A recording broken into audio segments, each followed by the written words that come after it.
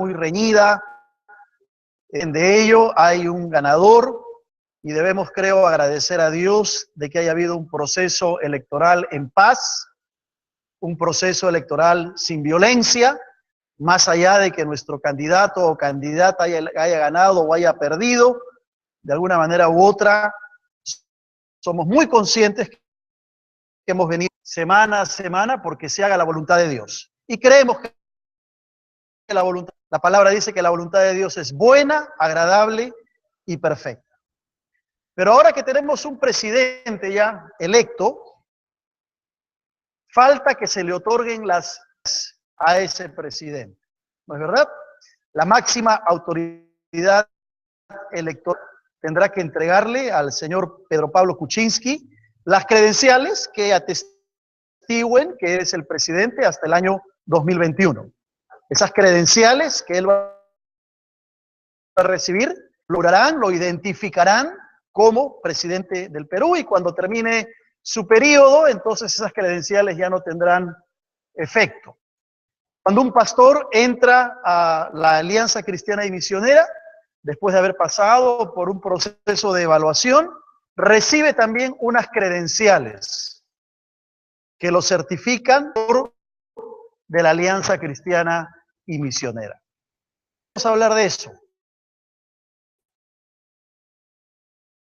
Del cristiano. ¿Cuáles son aquellas marcas que identifican al cristiano? Efesios capítulo 3, porque seguramente que hay muchas marcas más, muchas credenciales más, pero vamos a enfocarnos en Efesios capítulo 3 del 1 al 13. Si estas credenciales que aparecen en la vida de Pablo son también nuestras credenciales como cristianos. ¿Qué te identifica como cristiano?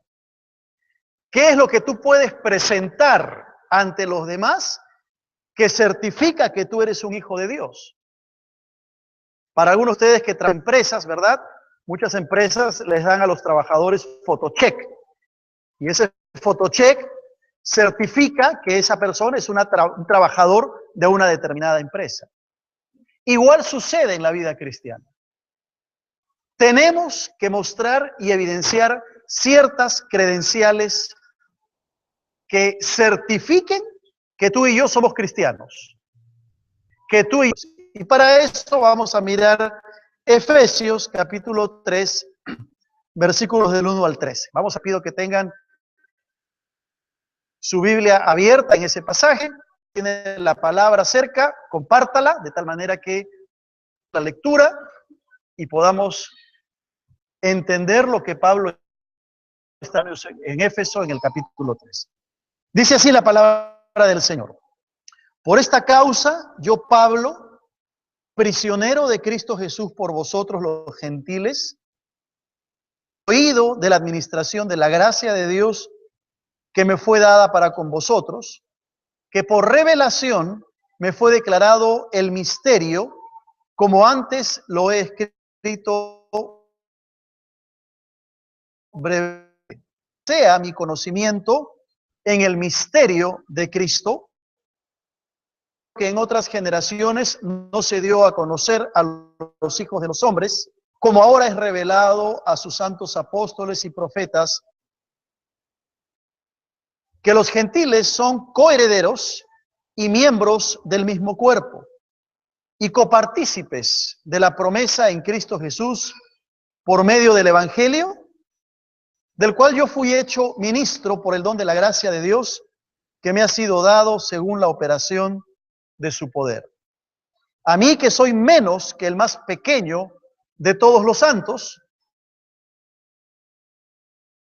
me fue dada a los gentiles el evangelio de las inescrutables riquezas de Cristo, y de aclarar a todos cuál sea la dispensación del misterio de los siglos en Dios, que creó todas las cosas, para que la multiforme sabiduría de Dios sea ahora dada a conocer por medio de la iglesia a los principados y potestades en los lugares celestiales, conforme al propósito eterno que hizo en Cristo Jesús nuestro Señor, en quien tenemos seguridad y acceso con confianza por medio de la fe en Él, por lo cual pido que no desmayéis a causa de mis tribulaciones por vosotros, las cuales son vuestra gloria.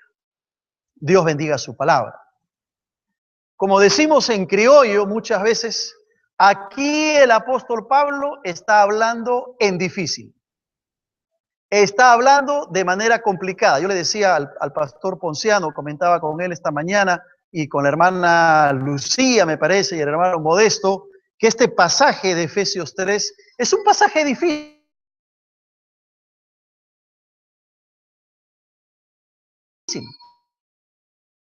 En los tratados teológicos que requieren la inspiración, la iluminación del Espíritu Santo para poder entender a cabalidad esas inescrutables riquezas de Cristo de las cuales está hablando aquí el apóstol Pablo.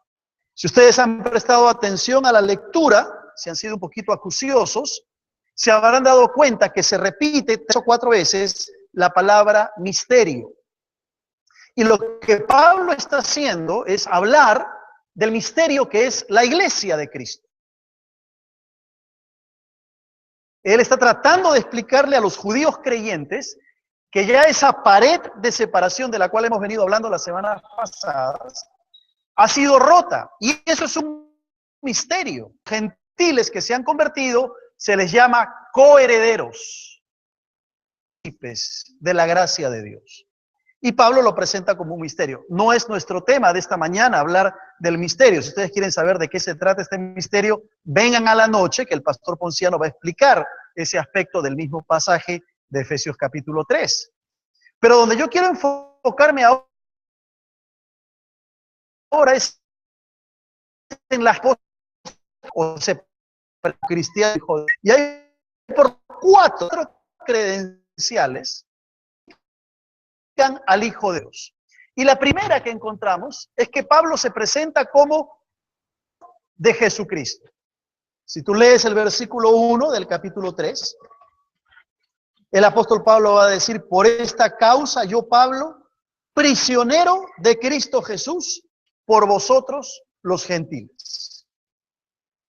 La primera credencial del apóstol Pablo es presentarse como preso de Cristo, prisionero de Cristo Jesús.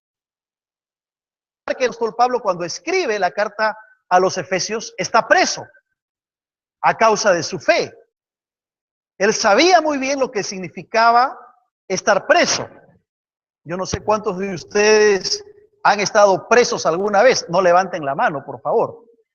Yo no he estado preso, gracias a Dios, pero sí he visitado la prisión en muchas ocasiones, especialmente cuando trabajábamos en el ministerio carcelario en la iglesia de Miraflores. Visitábamos semanalmente el penal de mujeres de Santa Mónica y tuvimos bautismos y una cosa muy linda. Pero uno puede un poquito lo que es estar preso. Básicamente el que está preso es una persona que está privada de su libertad, pero además su vida está en las manos de su presidiario. Está en las manos de la autoridad. Es decir, la persona no tiene libertad para hacer cosas, está privado de su libertad, pero su vida también está dependiendo muchas veces de las decisiones de la autoridad que lo ha puesto preso. Ahora, es muy interesante que como prisionero de Cristo Jesús. Entendía que su libertad y que su vida estaba en las manos de Cristo. Es decir, lo que él podía hacer estaba enmarcado de una libertad Jesús, si queremos llamarle de alguna manera, lo cual parece una contradicción. Pero es interesante porque a veces pensamos que los cristianos somos libres, y es cierto, cuando usamos para satisfacer los deseos de la carne. Entonces ya no es libertad, es libertinaje.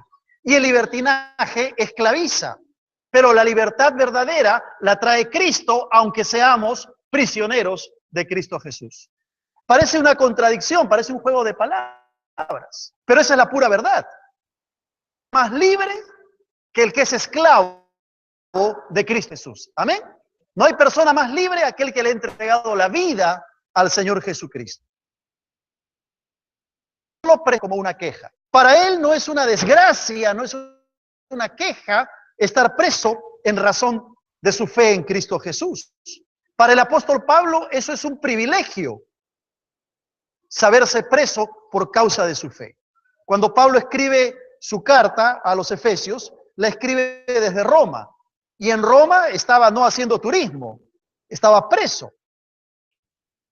Hechos en el capítulo 21, un disturbio en Jerusalén.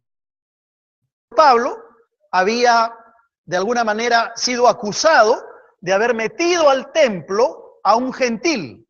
Y los judíos no habían tolerado esa situación de que un gentil entrase al templo. Este gentil era Trófimo, eso había pasado en la ciudad de Éfeso. Y Pablo, que estuvo preso por lo menos 2 veces en Roma, en el camino, los que estaban con él naufragaron en la isla de Malta. Tuvo que pasar, lo cuenta el libro de Hechos, finalmente llega a Roma, se le permite que vaya a una pequeña casa donde alojarse, pero estaba custodiado por un soldado para gozar de su libertad.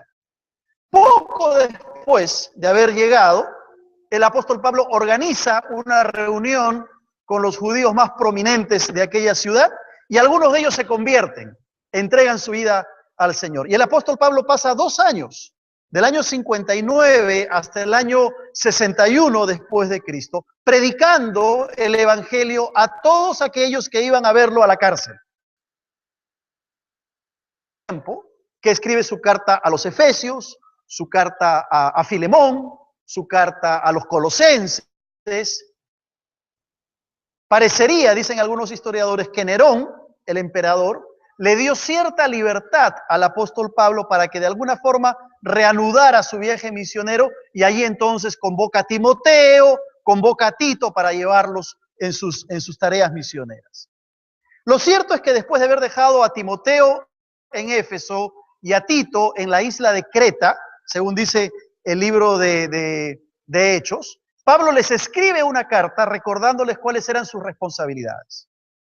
Y durante su reclusión, estando preso en el año 60 después de Cristo, le escribe la segunda carta a Timoteo: yo estoy ya por partir. Estaba preso.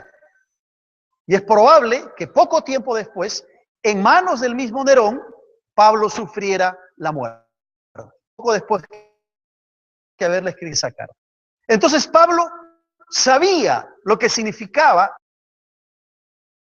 estar preso en esa época. No eran un hotel 5 estrellas, como tampoco lo son el día de hoy nuestras cárceles.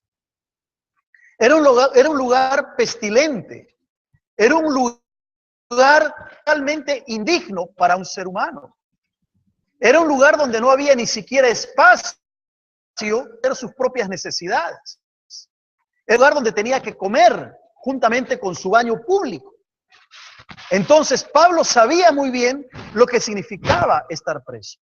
Él podía haberse quejado contra Dios. ¿Cómo es posible si estoy predicando tu palabra encima que tenga que ir a la cárcel? Pero fíjense lo que Pablo dice en Filipenses, en el capítulo 1, hablando de sus prisiones. Quiero que sepáis, hermanos, le dice a los filipenses, que las cosas que me han sucedido, o sea, el naufragio, los azotes y ahora la cárcel, han redundado más bien para el progreso del evangelio.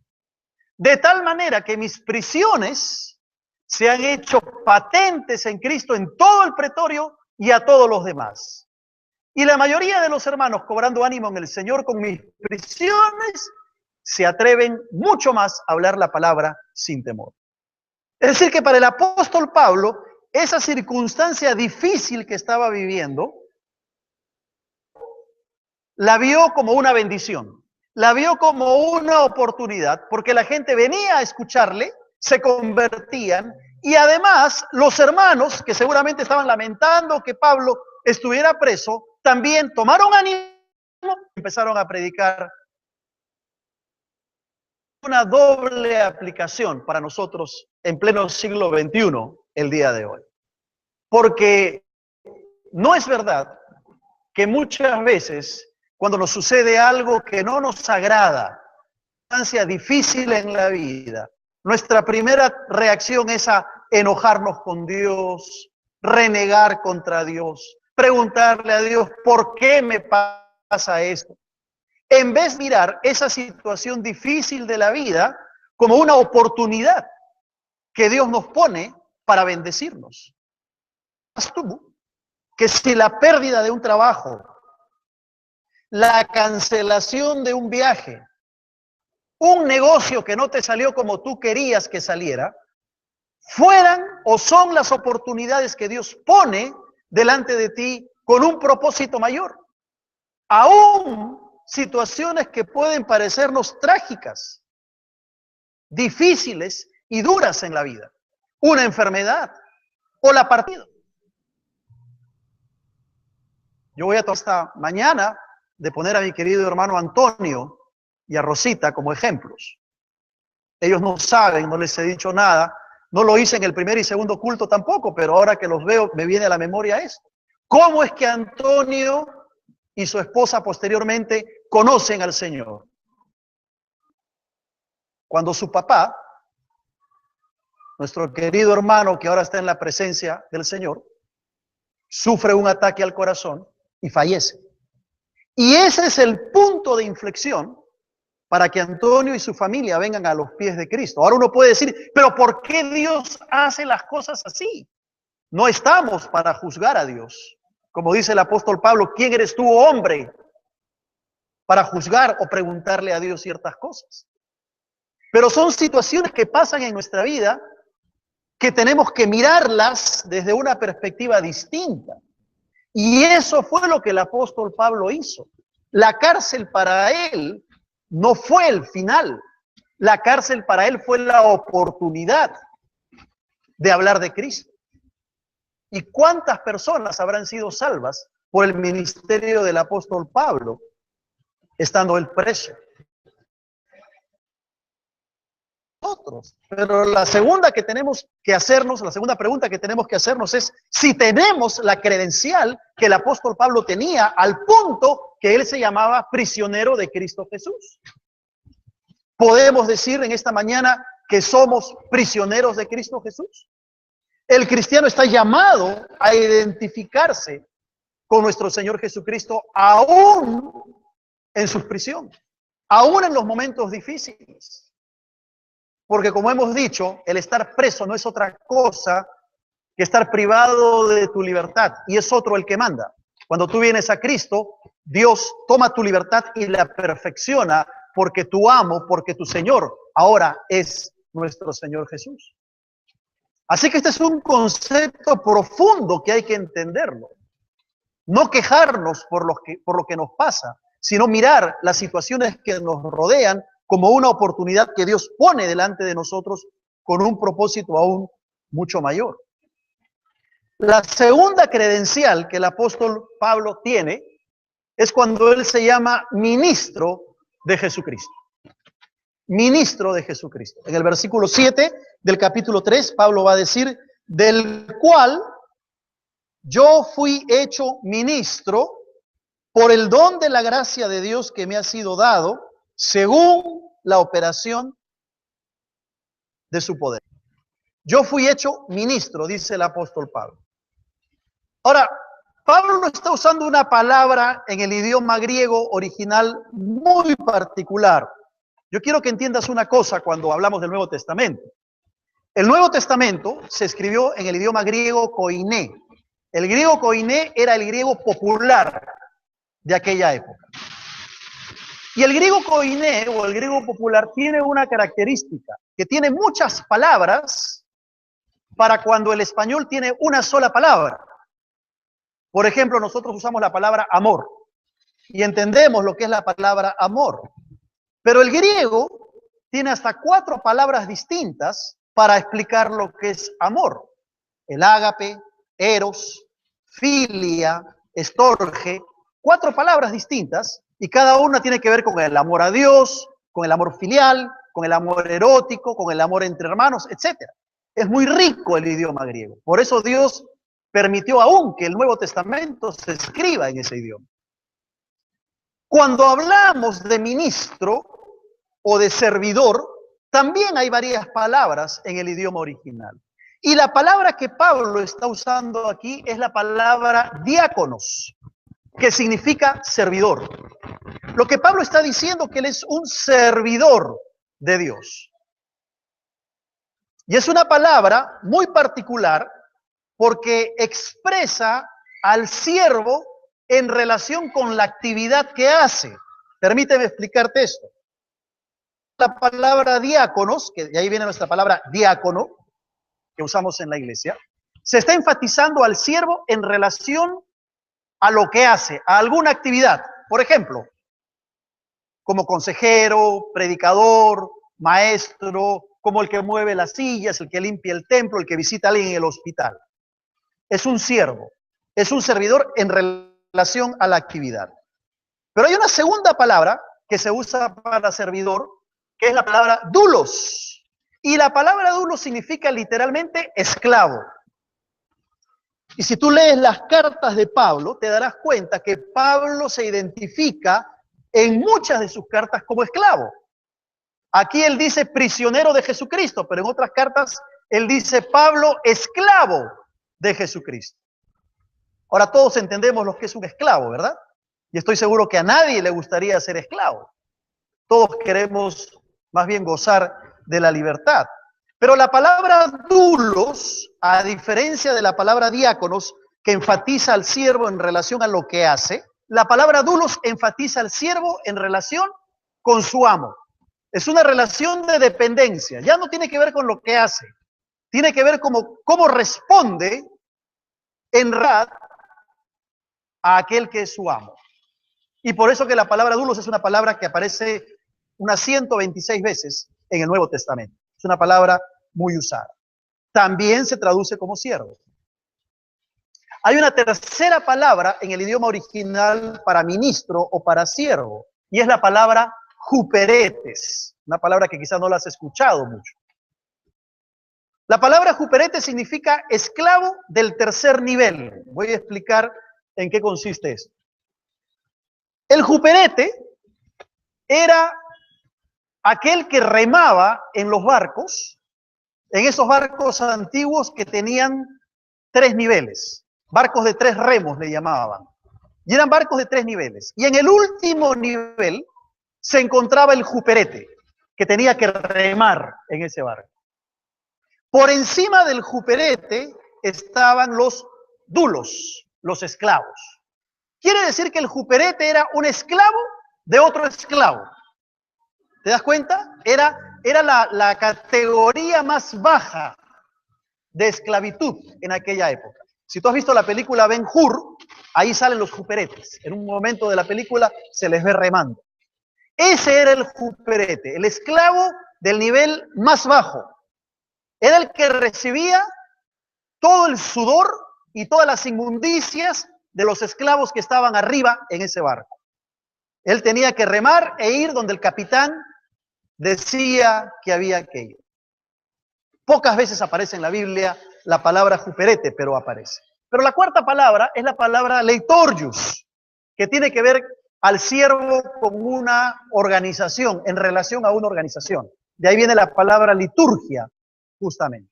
Ahora, ¿quién fue el siervo por excelencia en la Biblia? ¿Quién fue? ¿Quién? Cristo, nuestro Señor Jesucristo. Él fue el siervo por excelencia. Y él enfatizó con su ministerio un ejemplo supremo que iba más allá de estas palabras, porque él cumplió todos los énfasis de estas palabras. El siervo, el ministro, no ministra para recibir una recompensa, porque su deber es servir como esclavo de Cristo. En el modelo del siervo no hay lugar para reclamar derechos o personales. En el modelo del siervo, uno se somete a la autoridad del amo. Y Pablo, cuando dice, yo soy ministro de Jesucristo, está mostrando la segunda credencial en su vida que lo certifica como siervo del Señor. Hay una historia en la Biblia muy interesante y hasta un poquito jocosa. Seguramente tú te acuerdas. Cuando Juan y Jacobo van donde el Señor Jesucristo, está en Marcos en el capítulo 10 me parece, van donde el Señor Jesucristo y le dicen, mira, cuando vengas en tu reino, permite que mi hermano se siente a la derecha y yo a tu izquierda. ¿Se acuerdan? Mateo dice que fue la mamá que va donde el Señor Jesús y le dice, cuando vengas en tu reino, Señor, por favor, mira a mis hijitos tan lindos que son, que uno se siente a la derecha y el otro a la izquierda. Y el Señor le dice, ustedes no saben lo que están pidiendo. Están pensando en otra cosa. ¿Qué pasaba con Juan y Jacobo? Querían ocupar lugares de importancia. Y entonces los discípulos que estaban allí mirando la escena se enojan contra Juan y Jacobo. No se enojan porque pensaron, qué barbaridad, cómo es posible que Juan y Jacobo estén pidiendo estas cosas. No se han dado cuenta que el reino de los cielos es más cosas, son de cosas más importantes que ocupar un lugar. No, no, no. Ellos se enojaron porque a ellos no se les ocurrió la idea antes. Porque todo ser humano tiene una cuota muy marcada de orgullo en el corazón y el afán de ocupar siempre el primer lugar. Entonces el Señor los mira y les responde en Marcos capítulo 10, versículo 43 al 45, lo siguiente. No será así entre vosotros, sino que el que quiera hacerse grande entre vosotros será vuestro servidor. Y la palabra que usa ahí el Señor es la palabra diáconos, que tiene que ver con lo que hacemos. Pero inmediatamente le dice, y el que de vosotros quiera ser el primero, será siervo. Y ahí cambia la palabra. Ya no usa diáconos, ahora usa dulos, que significa esclavo. ¿Te das cuenta? Tiene que ver no solamente con lo que uno hace, sino sobre todo con lo que uno es en la vida cristiana. Y Pablo, en la epístola a los Efesios, se presenta como el diáconos y en otras epístolas se presenta como el dulos, como el esclavo. Pero él dice, es un ministro por el don de la gracia que le fue dado por Dios. Es Dios quien lo ha nombrado siervo. Y añade inmediatamente, según la operación de su poder. ¿Sabes qué significa esto? Que el servicio a Dios, sea cual fuere, predicar, aconsejar, enseñar, visitar a un enfermo, limpiar el templo, sea cual sea, el servicio a Dios efectivo solamente será efectivo cuando se hace en el poder del Espíritu Santo. Amén. Por eso Pablo lo dice, según la operación de su poder. Ahora ya te imaginarás la pregunta que te voy a hacer. ¿Eres un siervo de Cristo? ¿Eres un dulos, un diáconos, un juperete? ¿Estás dispuesto a ocupar el nivel más bajo de esclavitud para servir a tu Señor? ¿Cuánto ha hecho el Señor por ti? Ponte a pensar. Primero, te ha dado vida y ha permitido que hoy despiertes y puedas estar aquí presente. Amén. Segundo, te ha dado una familia. Tienes una esposa seguramente, un esposo, hijos, padres, sobrinos, nietos, gente a quien amar y de quien recibir amor. Tercero, la salvación. Cosa más preciada que todo ser humano pueda tener. La pregunta entonces es, ¿qué estás haciendo tú por tu Señor? Si Él ha hecho mucho por ti, ¿qué es lo que tú estás haciendo por Él? Hay un viejo himno, muy lindo, a mí me encantan mucho los himnos. Hay un viejo himno que alguna vez nuestra hermana Sonia lo ha tocado en el teclado mientras recogíamos las ofrendas, cuya letra dice así: ¿qué te daré, maestro? Te diste tú por mí. ¿Menos daré de lo que obtendré o todo daré a ti? ¿Qué te daré, maestro? Me redimiste a mí. Es pequeñez, mas mi todo es, y todo lo entrego a ti. ¿Qué te daré, Maestro divino donador? Tiempo y vigor, talento y ardor serán tuyos, oh Señor. Y el coro dice, Cristo mi Salvador, te diste tú por mí. Tu hogar dejaste allí para morir por mí. ¿Qué te daré, Maestro? Te diste tú por mí. No la mitad, mas todo mi ser, yo lo daré a ti. ¿Cuánto le estás dando al Señor? Hay creyentes que prefieren guardarse ciertos compartimentos de su vida para ellos y no lo han entregado al Señor. Puede ser la esfera de la mente, de los pensamientos, pueden ser algunas costumbres, algunos vicios, pueden ser algunas relaciones, algunas personas, puede ser el dinero, puede ser el tiempo, pero lo guardan y no le dan todo al Señor. El Señor no quiere la mitad de tu vida. El Señor quiere toda tu vida. Si el Señor ha hecho tanto por ti, pregúntate, ¿qué estás haciendo tú por Él? ¿Le estás sirviendo? ¿Puedes tener como credencial de tu vida que eres un ministro de Jesucristo? Hay una tercera credencial que el apóstol Pablo señala, y él se llama santo de Jesucristo. Mire el versículo 8. Pablo va a decir en Efesios 3:8, a mí que soy menos que el más pequeño de todos los santos. A mí que soy menos que el más pequeño de todos los santos. Pablo está usando aquí un comparativo de un superlativo. Está diciendo menos que el más pequeño de todos los creyentes, de todos los santos. Y no está hablando de su estatura física, aunque algunos comentaristas dicen que el apóstol Pablo posiblemente era bajito de estatura. Está hablando de su condición espiritual. Y alguno podría decir, bueno, esto es una falsa humildad, que no es otra cosa que orgullo espiritual. No es orgullo espiritual. Porque hay algunos creyentes que se les nota el orgullo espiritual, ¿no? No tienen ningún reparo en maltratar a otros creyentes que están luchando con una tentación, con un problema, con una prueba, y entonces se levantan como jueces a maltratar o a pisotear la vida espiritual de otros, porque se creen más espirituales o más santos.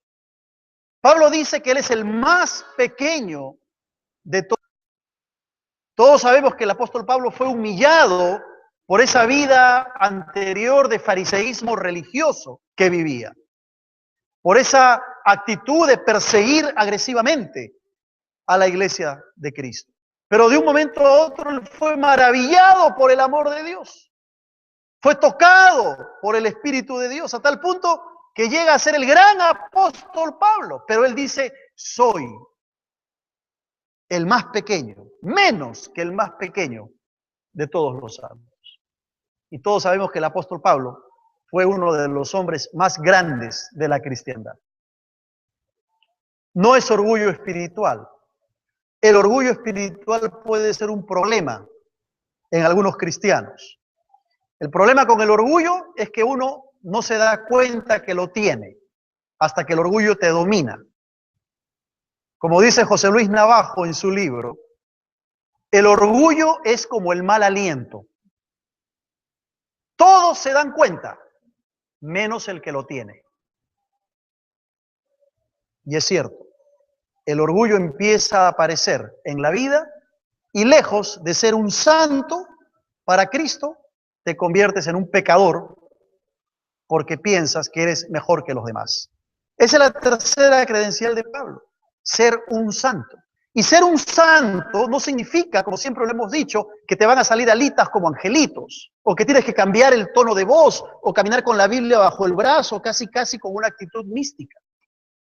Ser santo es sencillamente ser separado para Dios. Separado para Dios y separado por Dios para hacer las cosas que el Señor quiere que tú hagas. Si tú no has entregado tu vida a Cristo, esto no lo entiendes. Pero si vienes hoy al Señor, entenderás lo que significa vivir una vida de separación para Dios y para Él. Te pregunto, ¿eres un santo? En el sentido bíblico. Te pregunto cómo estás en el tema del orgullo espiritual que a veces puede destruir la vida de un creyente. Pero hay una última credencial que el apóstol Pablo, antes quisiera mencionar el versículo en el cual Pablo dice en Primera de Corintios, porque yo soy el más pequeño de los apóstoles, que no soy digno de ser llamado apóstol porque perseguí a la iglesia de Dios. Mira tú la magnitud del reconocimiento del apóstol Pablo de tener una actitud de humildad, siendo él o habiendo sido él un tremendo hombre de Dios. La cuarta credencial es que Pablo se presenta como testigo de Cristo. Mira el versículo 8, la última parte. Dice, me fue dada esta gracia de anunciar entre los gentiles el evangelio de las inescrutables riquezas de Cristo. ¿Cuánta profundidad hay aquí? Pablo se presenta como un testigo de Cristo, se presenta como un predicador. Él dice, me fue dada esta gracia de anunciar entre los gentiles el evangelio. El Señor lo había llamado con un llamamiento específico al apóstol Pablo. ¿Cuál era ese llamado? Predicar el evangelio a los gentiles, a los que no eran judíos. Y dice que ese llamado es una gracia de Dios, un regalo que Dios le ha hecho. El apóstol Pablo tenía muy clara en su mente la vocación que Dios le había dado. Tenía muy claro lo que significaba el llamado de Dios. Sabía muy bien cuál era el propósito que Dios tenía para su vida, predicar el evangelio a los gentiles. Él no tenía dudas, él no tenía preguntas en cuanto a su llamado, no tenía problemas en cuanto a su llamado. Dios fue claro con él, lo llamó, le mostró su voluntad y lo mejor que el apóstol Pablo pudo hacer fue obedecer a ese llamado que Dios le había hecho. Yo te pregunto, ¿a qué te está llamando el Señor? ¿A qué te está llamando el Señor? Y si Él te está llamando, ¿estás respondiendo en obediencia al llamado de Dios? No todos vamos a ser pastores. No todos seremos predicadores. No todos iremos al campo misionero a ser misioneros. Pero todos estamos llamados a ser testigos de Cristo. Amén. Te pregunto entonces, ¿cuándo fue la última vez que predicaste el evangelio a alguna persona? ¿Cuándo fue la última vez que compartiste tu fe con alguna persona? ¿Cuándo fue la última vez que te levantaste como un testigo de Cristo para compartir el evangelio con los demás? El apóstol Pablo usa una palabra muy interesante en el versículo 8. Habla de las inescrutables riquezas de Cristo. ¿Qué significa esto de las inescrutables riquezas? Algunas versiones traducen como las ilimitadas riquezas de Cristo.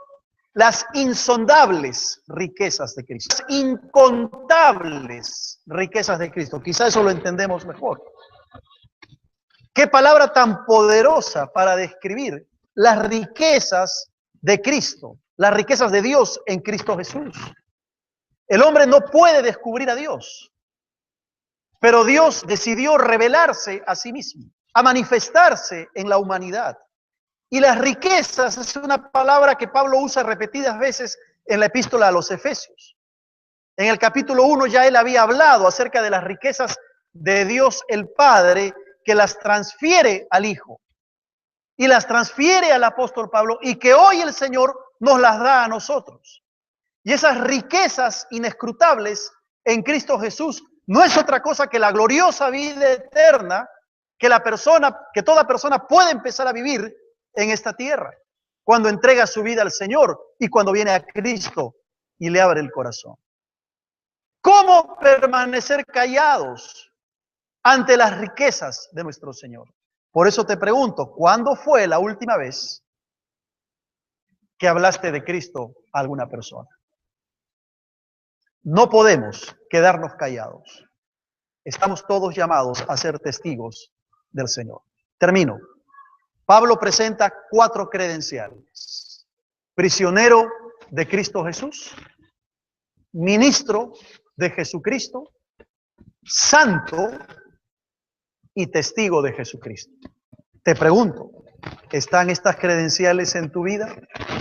Si no conoces al Señor, no las tienes. Pero la buena noticia es que hoy puedes venir a Él, entregarle tu vida y empezar a mostrar en tu vida estas credenciales. Si conoces al Señor y hay alguna de estas credenciales que no las tienes, es tiempo de arrepentirse. Es tiempo de hacer cuentas con el Señor y pedirle al Señor que te perdone y hacer el firme propósito de evidenciar en tu vida las credenciales del cristiano. Amén. Oramos, oramos. Vamos a inclinar el rostro, cerrar nuestros ojos y acercarnos al Señor en oración.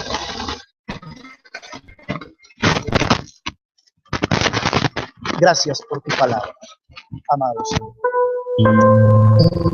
por el desafío que nos has hecho hoy. Pedimos ahora que sea tu Espíritu Santo quien se mueva con libertad en medio de nosotros. Mientras estamos orando así,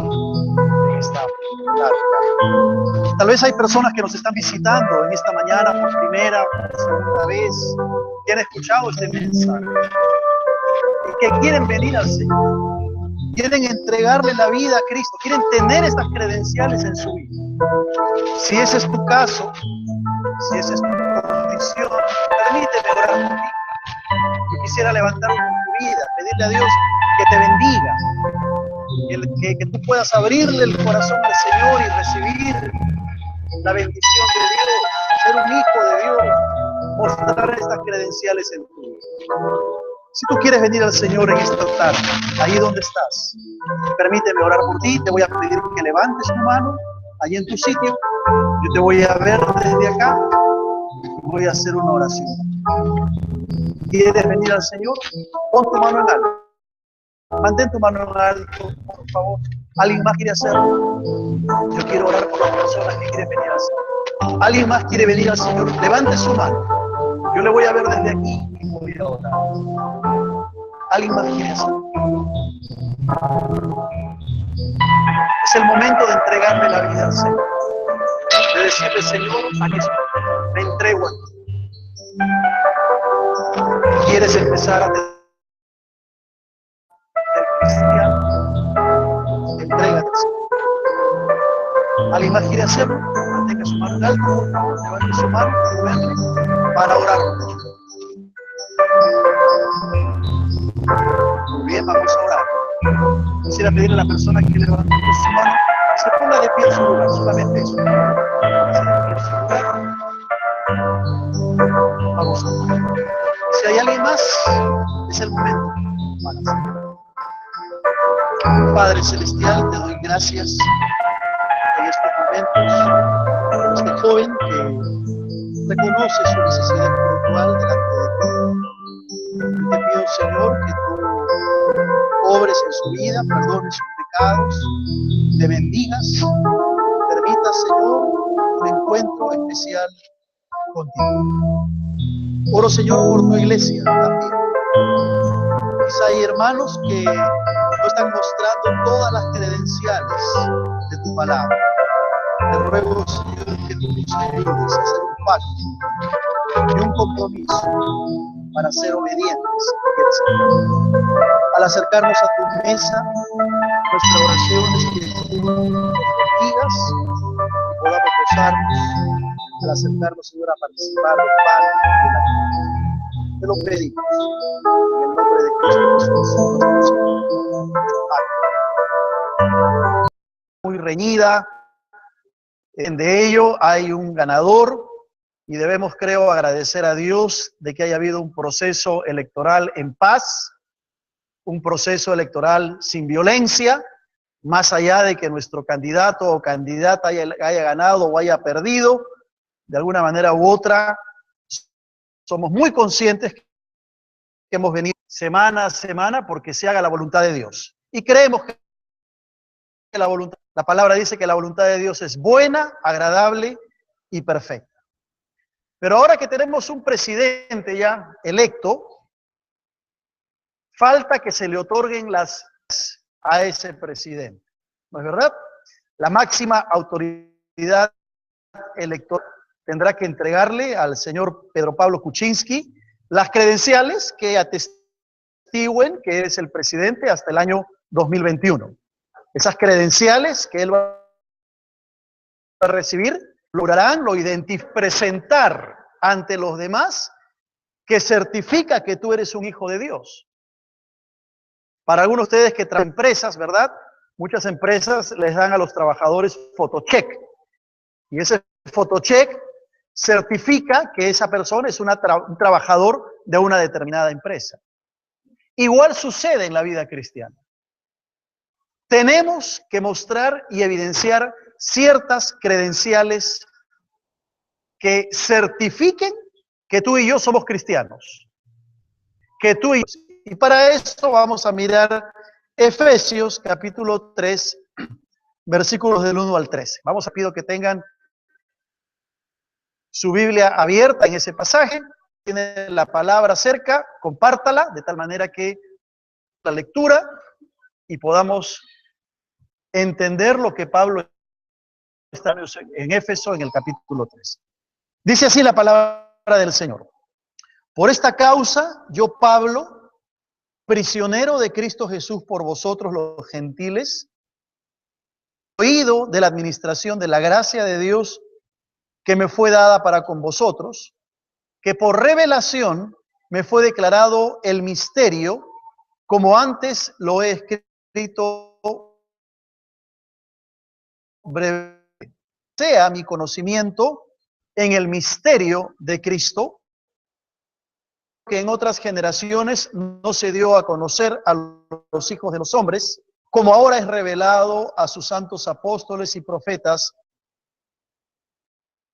que los gentiles son coherederos y miembros del mismo cuerpo, y copartícipes de la promesa en Cristo Jesús por medio del Evangelio, del cual yo fui hecho ministro por el don de la gracia de Dios, que me ha sido dado según la operación de su poder. A mí, que soy menos que el más pequeño, fijarán como presidente del Perú, y cuando termine su periodo, entonces esas credenciales ya no tendrán efecto. Cuando un pastor entra a la Alianza Cristiana y Misionera, después de haber pasado por un proceso de evaluación, recibe también unas credenciales que lo certifican de la Alianza Cristiana y Misionera. Vamos a hablar de eso.